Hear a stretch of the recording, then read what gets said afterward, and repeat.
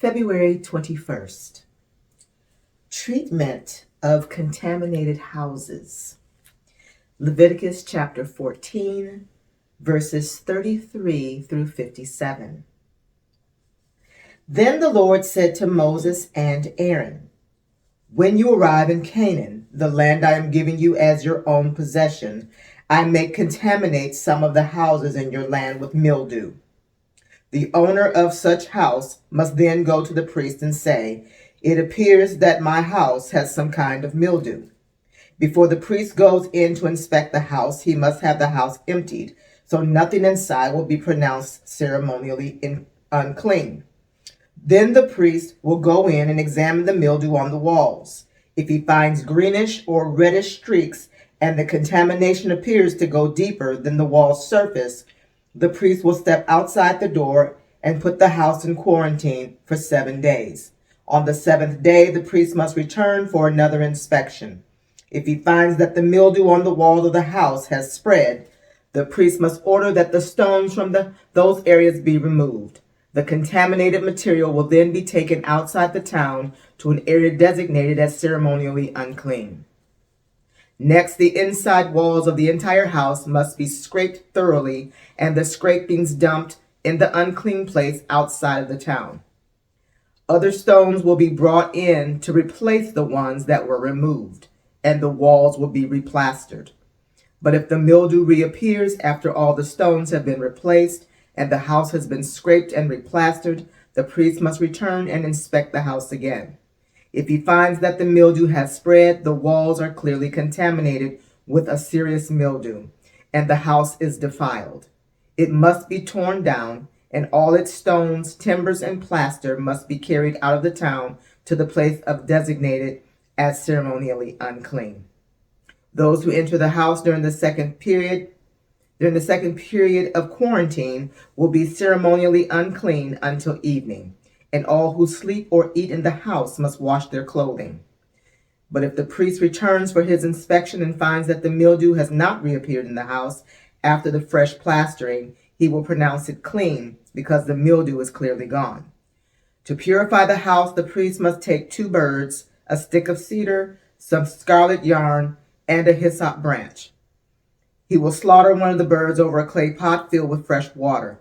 He will take the cedar stick, the hyssop branch, the scarlet yarn, and the live bird and dip them into blood of the slaughtered bird and into the fresh water. Then he will sprinkle the house 7 times. When the priest has purified the house in exactly this way, he will release the live bird in the open fields outside the town. Through this process, the priest will purify the house. Also, it will be ceremonially clean. These are the instructions for dealing with serious skin diseases, including scabby sores and mildew, whether on clothing or in a house, and a swelling on the skin, a rash, or discolored skin. This procedure will determine whether a person or object is ceremonially clean or unclean. These are the instructions regarding skin diseases and mildew. Bodily discharge. Leviticus chapter 15, verses 1 through 33. The Lord said to Moses and Aaron, "Give the following instructions to the people of Israel. Any man who has a bodily discharge is ceremonially unclean. This defilement is caused by his discharge, whether the discharge continues or stops. In either case, the man is unclean. Any bed on which the man will be with the discharge lies, and anything on which he sits will be ceremonially unclean. So if you touch the man's bed, you must wash your clothes and bathe yourself in water, and you will remain unclean until evening. If you sit where the man will be with the discharge has sat, you must wash your clothes and bathe yourself in water, and you will remain unclean until evening. If you touch the man with the discharge, you must wash your clothes and bathe yourself in water, and you will remain unclean until evening. If the man spits on you, you must wash your clothes and bathe yourself in water, and you will remain unclean until evening. Any saddle blanket on which the man rides will be ceremonially unclean. If you touch anything that was under the man, you will be unclean until evening. You must wash your clothes and bathe yourself in water, and you will remain unclean until evening. If the man touches you without first rinsing his hands, you must wash your clothes and bathe yourself in water, and you will remain unclean until evening. Any clay pot the man touches must be broken, and any wooden utensil he touches must be rinsed with water. When the man with the discharge is healed, he must count off 7 days for the period of purification. Then he must wash his clothes and bathe himself in fresh water, and he will be ceremonially clean. On the 8th day, he must get 2 turtle doves or 2 young pigeons and come before the Lord at the entrance of the tabernacle and give his offerings to the priest. The priest will offer 1 bird for a sin offering and the other for a burnt offering. Through this process, the priest will purify the man before the Lord for his discharge. Whenever a man has an emission of semen, he must bathe his entire body in water, and he will remain ceremonially unclean until the next evening. Any clothing or leather with semen on it must be washed in water, and it will remain unclean until evening. After a man and a woman have sexual intercourse, they must each bathe in water, and they will remain unclean until the next evening. Whenever a woman has her menstrual period, she will be ceremonially unclean for 7 days. Anyone who touches her during that time will be unclean until evening. Anything on which the woman lies or sits during the time of her period will be unclean.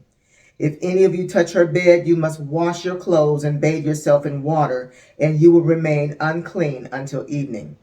If you touch any object she has sat on, you must wash your clothes and bathe yourself in water, and you will remain unclean until evening. This includes her bed or any other object she has sat on. You will be unclean until evening if you touch it. If a man has sexual intercourse with her and her blood touches him, her menstrual impurity will be transmitted to him.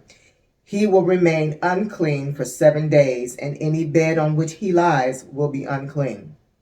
If a woman has a flow of blood for many days that is unrelated to her menstrual period, or if the blood continues beyond the normal period, she is ceremonially unclean. As during her menstrual period, the woman will be unclean as long as the discharge continues. Any bed she lies on and any object she sits on during that time will be unclean. Just as during her normal menstrual period, if any of you touch these things, you will be ceremonially unclean. You must wash your clothes and bathe yourself in water, and you will remain unclean until evening. When the woman's bleeding stops, she must count off 7 days.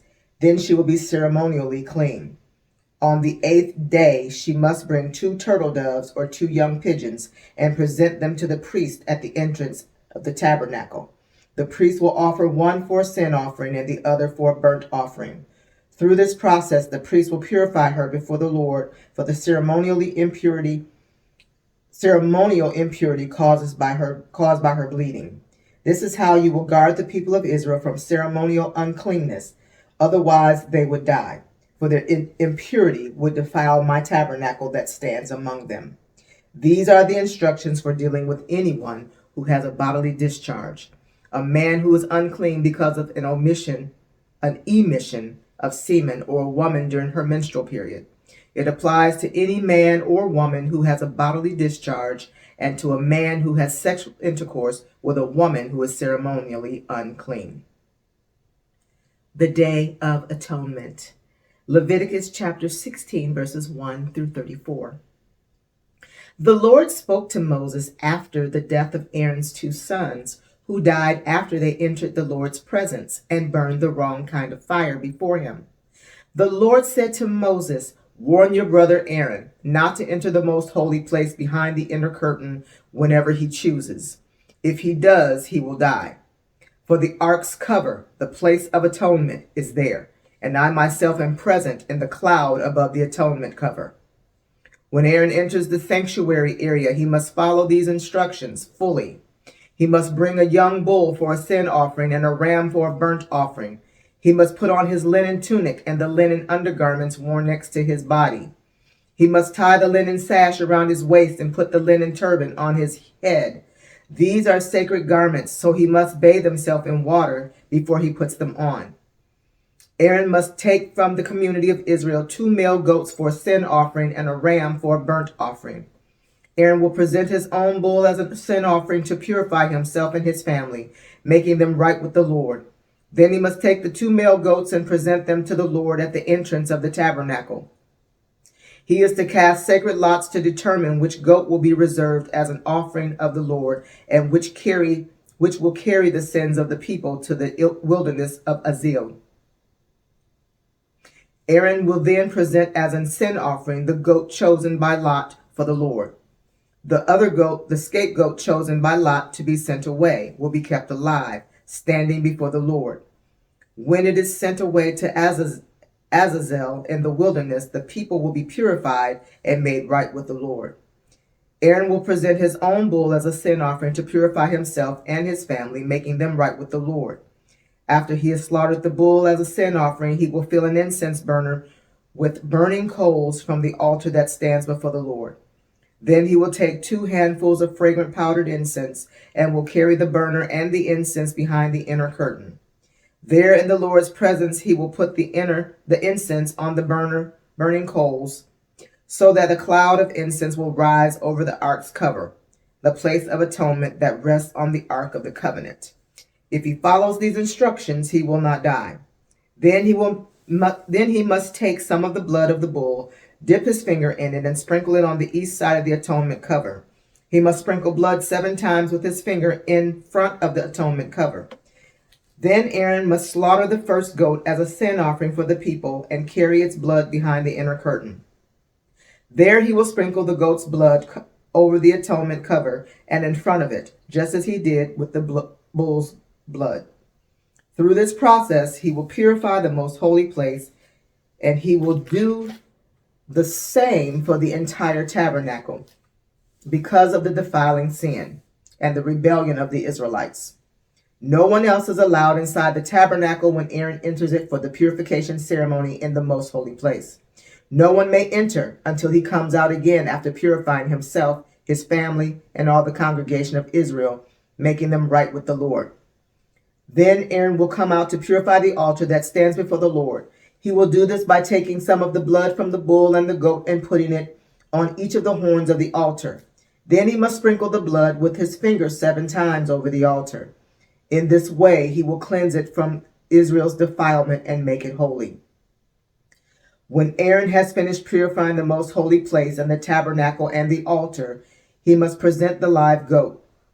He will lay both of his hands on the goat's head and confess over it all the wickedness, rebellion, and sins of the people of Israel. In this way, he will transfer the people's sins to the head of the goat. Then a man specially chosen for the task will drive the goat into the wilderness. As the goat goes into the wilderness, it will carry all the people's sins upon itself into a desolate land. When Aaron goes back into the tabernacle, he must take off the linen garments he was wearing when he entered the most holy place, and he must leave the garments there. Then he must bathe himself with water in a sacred place, put on his regular garments, and go out to sacrifice a burnt offering for himself and a burnt offering for the people. Through this process, he will purify himself and the people, making them right with the Lord. He must then burn all the fat of the sin offering on the altar. The man chosen to drive the scapegoat into the wilderness of Azazel must wash his clothes and bathe himself in water. Then he may return to the camp. The bull and the goat presented as sin offerings, whose blood Aaron takes into the most holy place for the purification ceremony, will be carried outside the camp. The animal's hides, internal organs, and dung are all to be burned. The man who burns them must wash his clothes and bathe himself in water before returning to the camp. On the 10th day of the appointed month in early autumn, you must deny yourselves. Neither native-born Israelites nor foreigners living among you may do any kind of work. This is a permanent law for you. On that day, offerings of purification will be made for you, and you will be purified in the Lord's presence from all your sins. It will be a Sabbath day of complete rest for you, and you must deny yourselves. This is a permanent law for you. In future generations, the purification ceremony will be performed by the priest who has been anointed and ordained to serve as high priest in place of his ancestor Aaron. He will put on the holy linen garments and purify the most holy place. the tabernacle, the altar, the priests, and the entire congregation. This is a permanent law for you to purify the people of Israel from their sins, making them right with the Lord once each year. Moses followed all these instructions exactly as the Lord had commanded him. May the Lord add a blessing to the reading and to the hearing of his holy word.